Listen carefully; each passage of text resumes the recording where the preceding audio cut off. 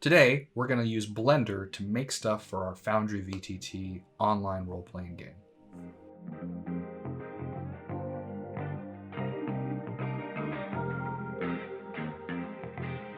Okay, but before we get into that, one first thing, this YouTube channel's crossed 1,000 subscribers, and that's kind of awesome.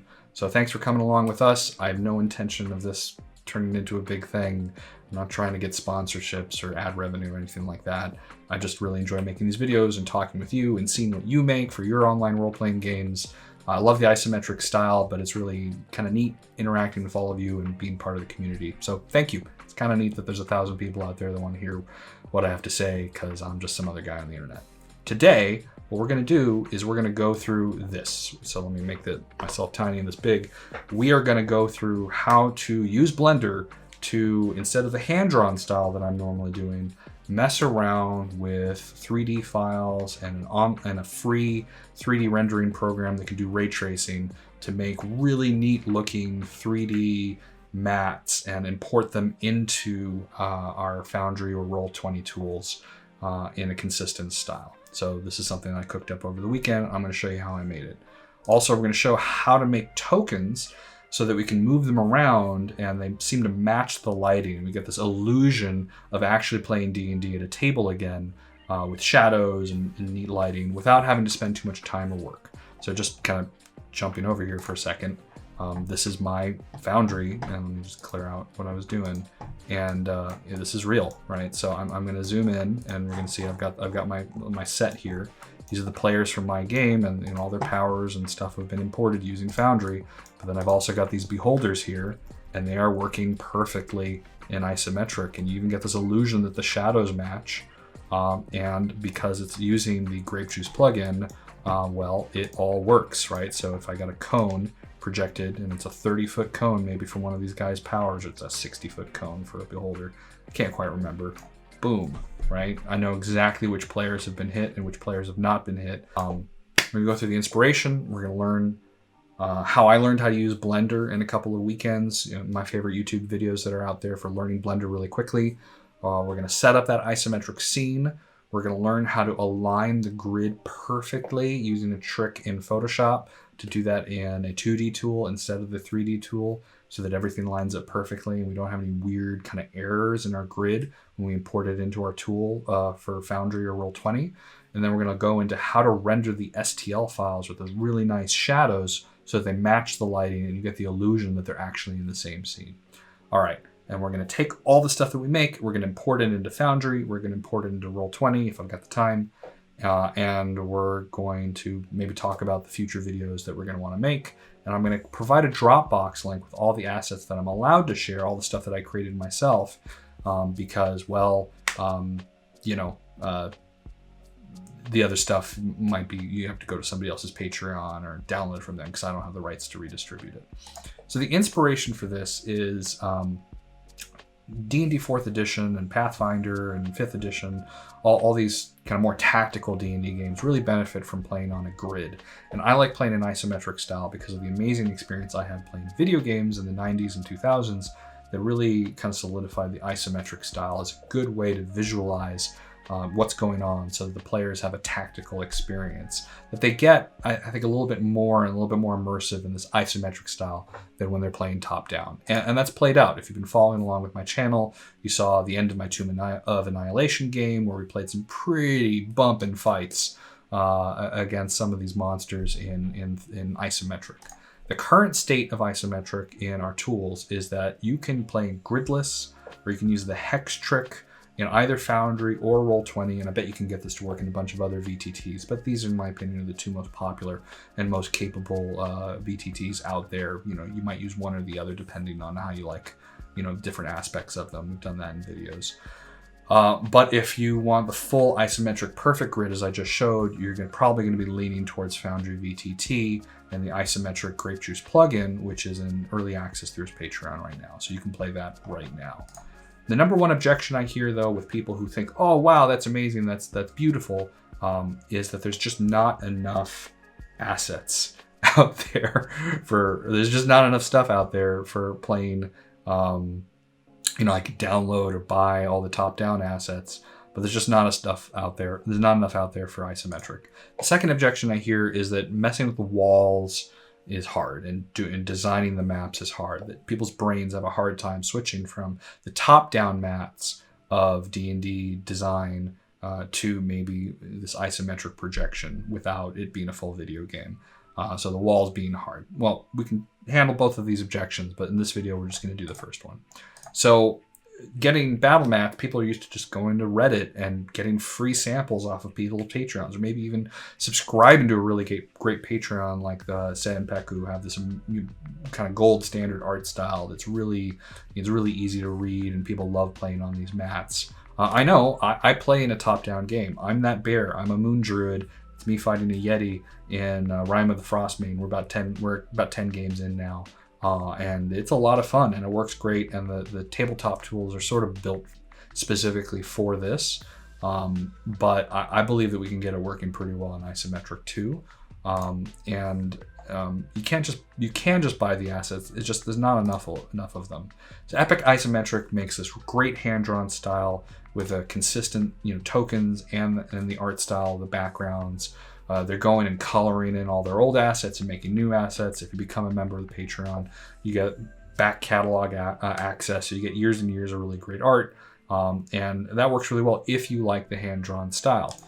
If you want a slightly different hand-drawn style, or you're okay mixing and matching, Two Brave Puffins makes these really great minis for the characters, some background art, map stuff too. But I find these really great for NPCs. Because you just want the NPCs to stand out a little bit more of like, oh, this is a named NPC, and you have the mini that looks different. I'm never going to reuse it. It's just what they look like in the world. If you want a real showstopper battle mat, I would definitely check out Isometric Worlds, which has less of a line art style and more like an oil painting-ish style here.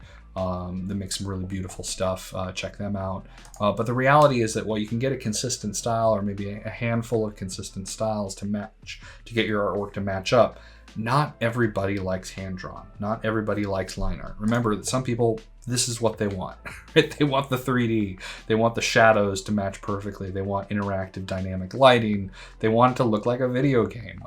And in a couple of years or months, there might be more VTTs out there that can support this, but by doing that, you're going to get a really amazing 3D setup like Tailspire or Tabletop Simulator, but then you're going to leave behind all the beauty of Foundry VTT and Roll20 for having good system integration, and people want both. So you can have two windows open and get both of these to work, and have one for the minis and one for the rolls and stuff.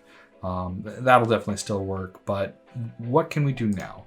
Maybe doing 3D in these tools isn't practical, but we've got some pretty serious 3D skills out there, and there's some pretty good tools, and I think we can maybe mess with this. So back in the day in high school, I took a lot of 3D art classes. I'm not an artist. Don't claim to be an artist, don't claim to be good at any of this, but I learned a lot of stuff back in the 90s that now that we've got open source, high quality tools, I think we can do pretty good. So there's some screenshots of some stuff I made in high school before I really understood how to use those tools. But I'm proud of this stuff, and it's a lot of fun, and it's a great hobby, and I think people can learn a lot on YouTube these days that maybe I had to go and take really special art classes back in the 90s. You can just learn this for free on the web from scratch from anywhere in the world, as long as you got a reasonable computer. I'm not talking about a new one. 5-6-year-old computer can do some pretty amazing stuff. As long as you have the slightest little bits of 3D graphics acceleration, you're going to be good to go. Also, if you're looking for assets in 3D, you are also good to go because of the 3D printing community. You can find a 3D model for any monster you can possibly imagine. There's even Miguel Zavala MZ4250 has basically uploaded the entire monster manual as 3D printable STLs. They're not textured, right? They don't have materials on them, but the 3D model is there. So if we can establish a consistent style for 3D, we should be good to go. Also, if your players want your mini to look exactly, or the mini that they use to look exactly like what they want, that 3D printing community has also brought us Hero Forge. So you can go, and I showed in a previous video how to make a perfect isometric token for your player. and you can get that to work and work side by side with all of this. So here we go. We're gonna learn how to make a template scene. We're gonna learn how to make our 3D tokens, and we're gonna learn how to do it hopefully in a video that's not too long. I'm not gonna show you all the stuff, because the first thing we're gonna do is show you how I learned Blender, but I'm not gonna try and turn this into a full Blender tutorial. That would be many hours of stuff. But if you're willing to dive into this world of 3D, I think you're gonna be able to get something pretty cool to work. All right, let's go. We're gonna make this game with this kind of gaming table with this perfect grid and props around to remind us of the general scale, so that we can put our minis on this. And we're gonna light it. This took me a couple weeks to learn how to use all these tools. So let me step you really quickly through where I got tutorials from. So first of all, I found this really good for a very first time using Blender 2.8 or higher. Blender had a big version increase in 2.8, a big update where they really redid the whole UI and made it a lot more usable. I think Blender for a long time had a reputation for being hard to use, but I think it's more on par with some of the other more professional tools now that they did that UI update. So this is the first tutorial I did. You build a donut, you add sprinkles. It's really kind of good for stepping you through and getting you up and going from nothing. But in a more comprehensive, but not particularly longer, tour through all of the things you're going to need to do still modeling, basically everything except for animation. I would look at this one, which is from CG Boost. We do sort of a still life with a knife, apples, a cloth, some rigid body simulation, and really good lighting. And that it focuses so much on lighting and rendering, I think is a really good thing for you to learn if you're going to be making assets for D&D or some other role-playing game. Of course, the advantage of Blender is that it's open source and it's a huge community, and people swap a lot of free resources. This is Blender Swap. Blend Swap, sorry, where there's a lot of free stuff up here that other people have modeled. So there's, here I grabbed some pencils and a Coke can and some other things for the table there. So this is the end result of what I got to in Photoshop, just cleaning it up, making the grid perfect. But let me step through where we got to in Blender itself. I've got my scene loaded. I've got a GM screen, some player's handbooks, some character sheets, and a battle mat. You notice the battle mat doesn't have the grid because I'm going to add that in Photoshop later. So most of the surfaces here are photographs from the real world that I've just taken of the things around me. So the character sheet is a screenshot from a PDF. The player's handbook, I took my player's handbook outside for some even lighting. It was a nice overcast day, and I just took pictures of it from different sides. And using the skills from this tutorials, I built a box. It's really literally just a box. There's no model, and all the kind of suggested shape is from the actual photograph of the book to make you think that there's a spine and other stuff there. It's going to be viewed from far away, so it doesn't have to look good at all. So this is the simplest of possible models. The only complex model that's in here, and you can see that I didn't even texture the back of the GM screen. There's like a weird lighting issue with some polygons in here. I don't know what I did wrong. It doesn't matter. I'll fix it next time I make something like that. So I've got this basic setup, and then this is going to be the play area. But then the idea is that when I've got minis in, I can light them the exact same way. So you can see, I can see this in wireframe mode, just solid mode for quick, really fast modeling. Or I can get this lighting mode where it's a pre-made lighting.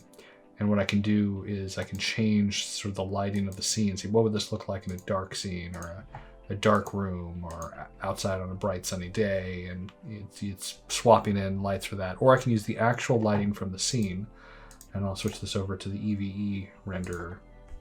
And I can see the actual lighting from the scene. And I'm going to get a preview of what that would look like. If I switch it to the ray tracing mode, now it's going to go and try and do this in ray traced. Now the advantage of this is that I can start adding in more of my props. So I've got my Coke can, right? I've got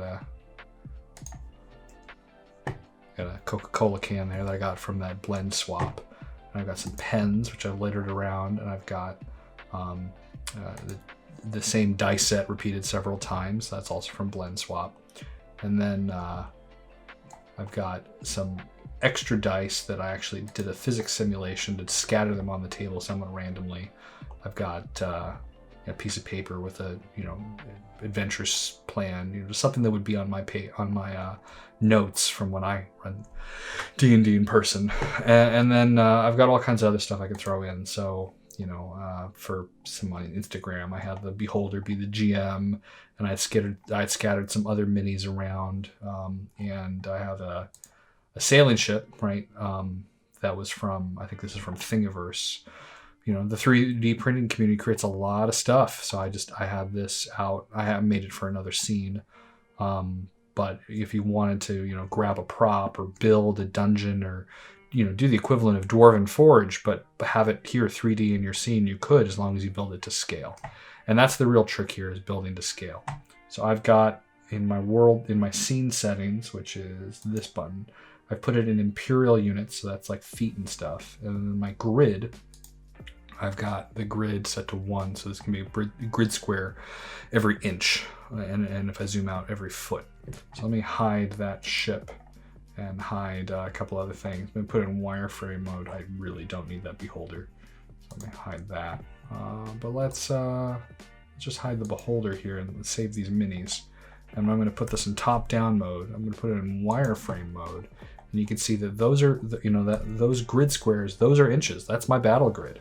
Right, so if everything's aligned and the piece of paper is aligned to the battle grid, I can have this be perfectly aligned into the grid. Though I didn't do that for the actual ones, because I wanted the position on the ship sort of narratively.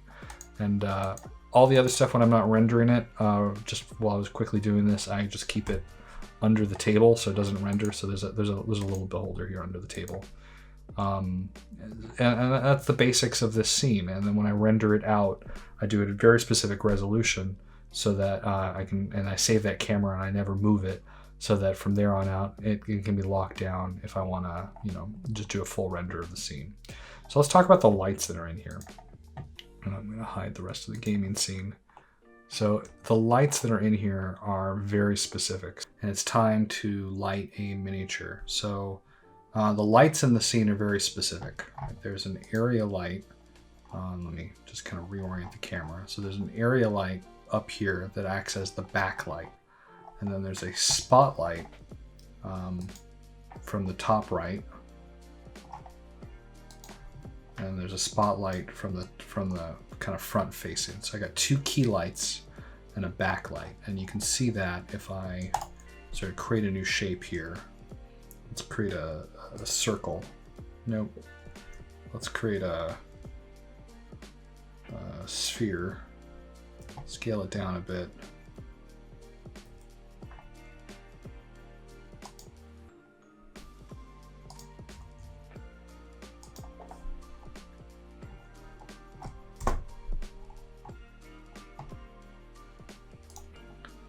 Smooth shade it. Let's mess with its surface. Let's call this test sphere. Right, and I can make this sort of a metallic sphere, super shiny, right? And you can see the reflections of the 2 spotlights and the area lamp behind it. So you're going to get this bounce off of the area light there. So it's a perfect edge light. And if I make it not metallic and more plasticky, right? You're going to see it's picking up normal color light. It's more blue from the back, but you can see that there's a couple of shadows on this. The area light specifically, all this is casting a shadow. So there's 3 shadows on this. The shadow here from the area light is big because that's a very shallow angle. So when I take pictures of the miniature, I'm going to have to turn that off. But I got 2 other shadows here.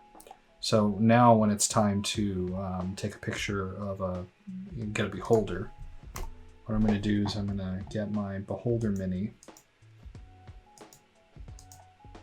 It's down there. I'm going to float it above.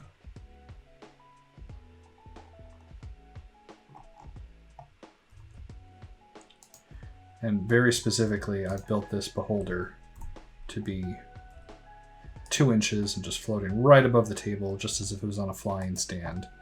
And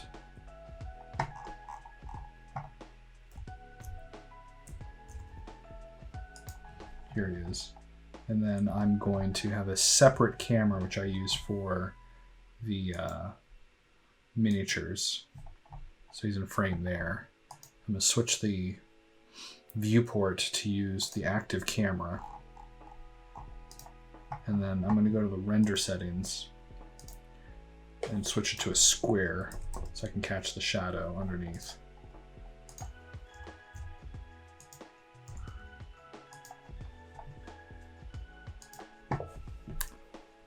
I need the full shadow, so I'm going to have to position this.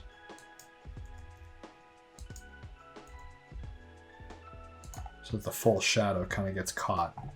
I'm going to go to the area light. I'm going to go to its lighting settings. I'm going to turn off the shadow for the area light, because otherwise that would stretch way too big. I don't need the area light. I still want the light, the edge light on the model, but I don't want the area light. The setup for this monster has the only thing that's kind of special about this monster, it's mostly like a dull plastic, but it has a subsurface scatter value of 0.1. And that sort of makes it like skin or like pearl or like somewhat, light permissible plastic, almost as if it came off of a 3D printer or something, or was from a board game piece from a, not painted plastic.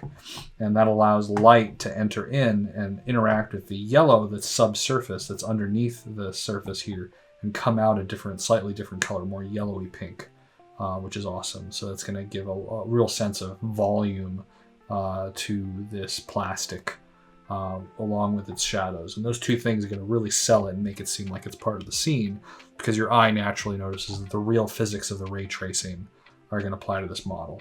But the next hard part is that I don't want the paper behind it. I want just like a transparent PNG. So the first thing I'm going to do is I'm going to hide the table, which is all in a group. The next thing I need to do is I'm going to create a plane to catch the shadow.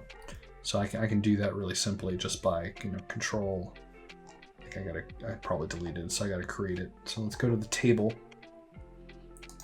and then I can shift right click to put my cursor on the surface of the table if I'm basically clicking there, and then hide the table, and then new objects get created wherever that cursor is. So I create a new plane, but this is a special plane. I'm going to call this the shadow catching plane. And I can go into its settings here, and there's a very special feature there called shadow catcher. When I click that, it is now not rendering the surface values. All it is doing is rendering the shadow pass, right? The pass where it realizes that it's darker because of the shadow. And when I render this out, the last thing you have to remember to do is make sure you're rendering with the alpha layer so that you're getting the actual transparency. And that's in the film settings. So if you turn off transparency, then you're just getting the background black universe. But if you turn off the universe and just want the transparent here, then you get this. So now I'm going to render. Hopefully this works and I don't have any hidden objects that are going to show up in the render. And when you're rendering, obviously the more samples and denoising will really, really help out. So I've got denoising turned on. So denoising really helps you not have to do as many ray traces. Let's see, what other world settings do I need to turn off? That's on there. The render setting is denoise, adaptive sampling, and 128. That should be good enough. So when this is done, I'm going to have this beholder with only 2 of its 3 shadows and lighting that has all 3 lights impacted on it. And I just got to make sure that the border is past the fuzziness of the shadow, and it'll work out great. So there we go. So now I've got a render of the background, and I've got a render of my miniature. And let's go and take a render of one more thing. Let's go to MZ420.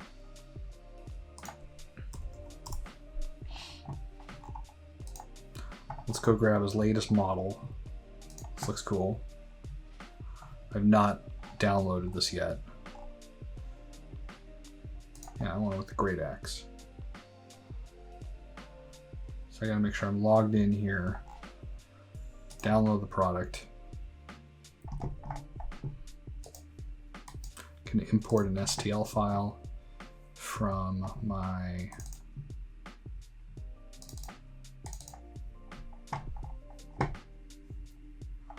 here. I guarantee you the problem with the Goliath is that it's too big. So I'm going to scale it down to 0.007. Just kind of start remembering some of these numbers. So he's down there, he's tiny. Let's move him up into the frame.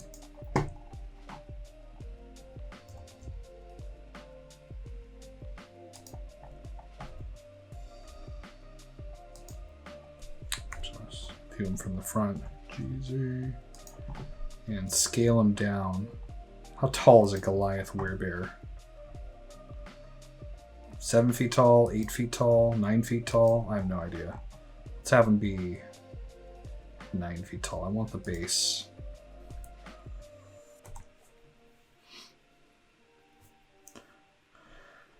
So this is him with no texture on him. This is just whatever the default is. You can see it looks a little 3D. You know, looks a little artificial. Doesn't look like a surface from the real world. It's like plaster. So he renders, and he's got all of his shadows. It looks nice. But let's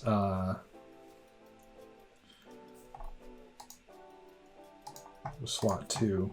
Let's go apply a texture to him. So inside this thing, I'm going to have a texture called Adventurer, which is just, you know, some blue on the outside and, you know, some roughness and specular. I don't think there's anything else in here. I'm just being consistent. And let's render this again. And, you know, you're going to find your own style, right? So here I've got a blue value. I'm not really sure why some of it's lighting up, but just shows a little bit more of the detail. And I rendered this into slot 2. So when this finishes rendering,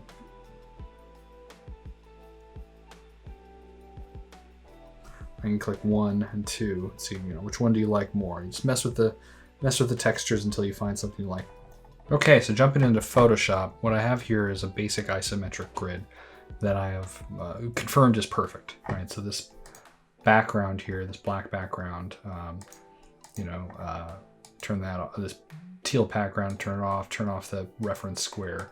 But it's this layer right here, layer 2, that is the grid. So if I grab these pixels, I'll be able to use these to make a perfect grid for perfect alignment in Foundry. And then let me go and grab one of the renders that I made, open it in Photoshop. So this is the render I made with the paper that's basically not real paper. So I'm going to go and I'm going to grab layer 2, copy it, and paste it here. And so this is about an inch. It's good enough. And I'm going to align this so that it lines up pretty well. Yeah, that's about right. So some good paper there. And now I'm going to make a masking layer. Be more careful when I select. Basically just like trace out the paper here.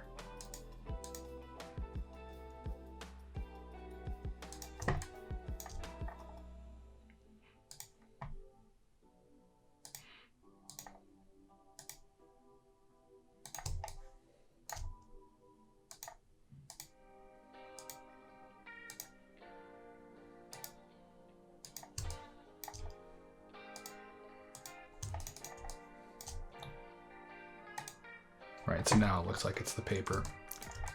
So now I'm gonna drop the opacity on those lines because they're a little bit too black.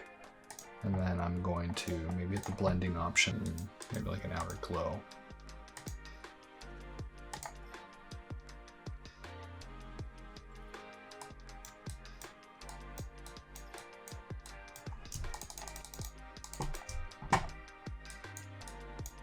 Just so that they don't look like pixels, they look more like an object.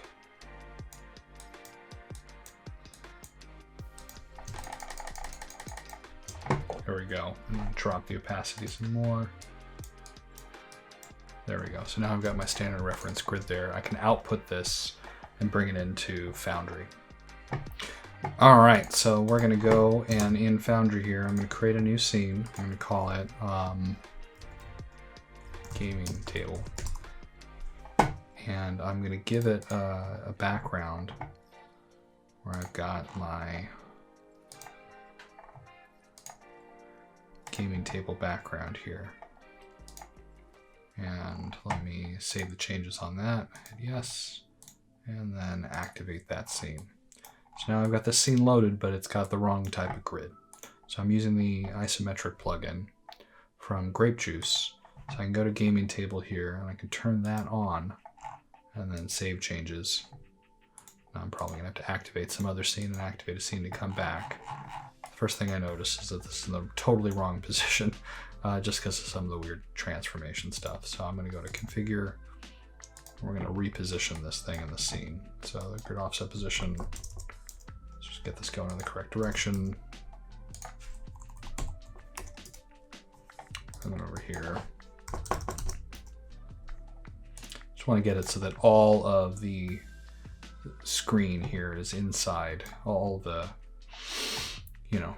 gaming surface area that I want is inside the grid. So then zooming in, you can see while it's nowhere close, it's almost size 2. So I'm gonna double the size of the grid there. Great. And then I got pretty close to 100, but I think it's something like 99. And then, yeah, so it lines up perfectly there because I got close to 99. Remember how I did it last time. But if you don't know exactly the dimensions of what you were doing, the trick is, so like pretend that this was like 97 and I got it close, but it's not quite right. The trick is you go to the top corner and you align, let's align right there. And then you start walking down and you say, is my red, the guides that are part of Foundry too big or too small? And you can see they can start following behind the image ever so slightly. That means it's too small. So I start stepping it up.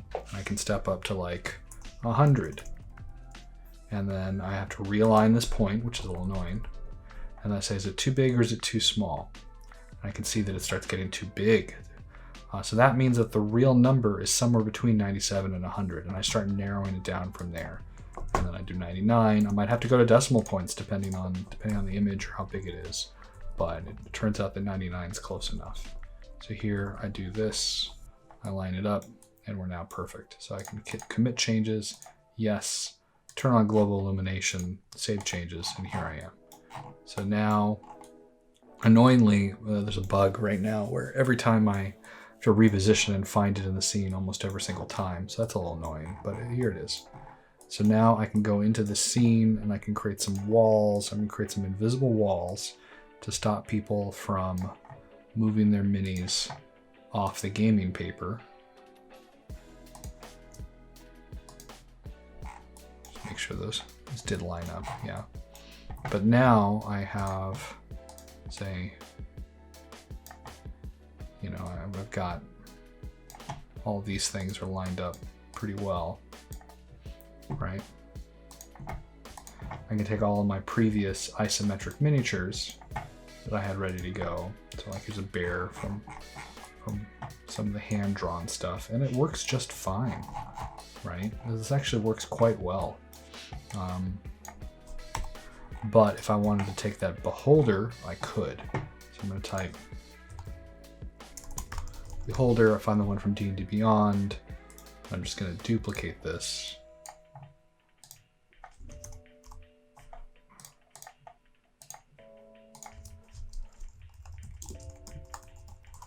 Right, and now I'm going to go and I'm going to find the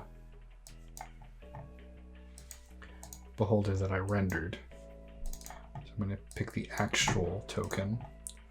I'm going to go find the image that I rendered, which I believe I put in my little tutorial section. I believe I put my beholder right here.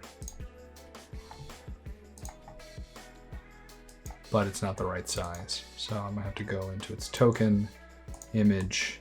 Beholders are large, so it takes up 2 squares by 2 squares, not 21 squares, 2 squares by 2 squares. Now it's bigger. I zoom in on here. I kind of want them floating over the center point and being much, much bigger. So I'm gonna go into the hex sizing tool and the hex helper thing. I'm gonna make him twice as big. Now he's too far to the right. So now I'm going to go to the physical. Let's move this to 60.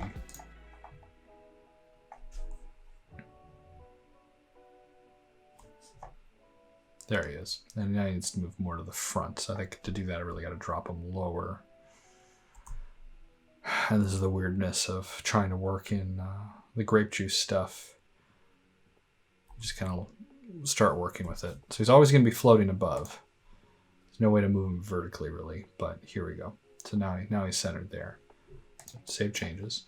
I can go back to this one, the prototype token. Make sure that this token's selected and assign the token. Now it's saved in there. So now when I get multiple beholders, I'm good to go. You just got to click on the foreground one to have it be the one in the foreground. So there we go. I've got these gorgeous beholders. And the reason that they look good is because the lighting matches, right? The lighting is rendered from the exact same scene. So you can see that there's like maybe other miniatures. Let me go and grab. Let's see, here's a really nicely rendered 3D mini that has not been placed specifically for the grape juice plugin yet. But see, the reason that he doesn't look as good is because the lighting on him is wrong, right? The lighting on him is different because it's from a different scene. So your eye kind of figures that out, that it doesn't look quite right. He looks cut out, whereas these look like they could actually be physically on the table, which is really neat.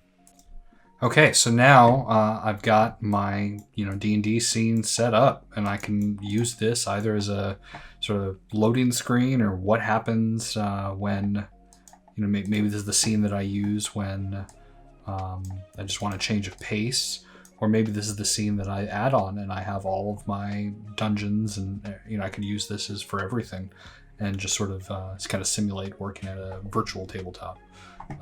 And now that I know how to create a 3D scene with lighting, as well as light my miniatures so that they have the same lighting as the scene, I can go to a Reddit group like 3D Printed Tabletop Discussion, and there's gonna be a bunch of Patreons and free resources and other examples here, and I could go and grab any of these minis, either somebody's cool idea or something that's straight out of the monster manual. I could bring them into my tabletop pretty quickly. I might just pick a different color of plastic for each mini, and I can mix and match with the hand-drawn stuff that I've got. There's no reason why you can't. So this kind of solves the problem of the table, the lighting, and the minis in Blender. And the next video that I make, I'm going to try and tackle the bigger topic of dungeon design, where it's no longer top down, so I have to do some things slightly differently to make sure that I'm not creating too much prep for myself. All right, well, I hope that was fun. I'm going to share a Dropbox link in the description below to download some of the examples and maybe the grid and maybe all the things that aren't somebody else's Patreon, where you probably go and scrounge up some STL files on the web yourself if you don't already have a bunch. All right, thanks everybody, and again, thanks for subscribing. Bye.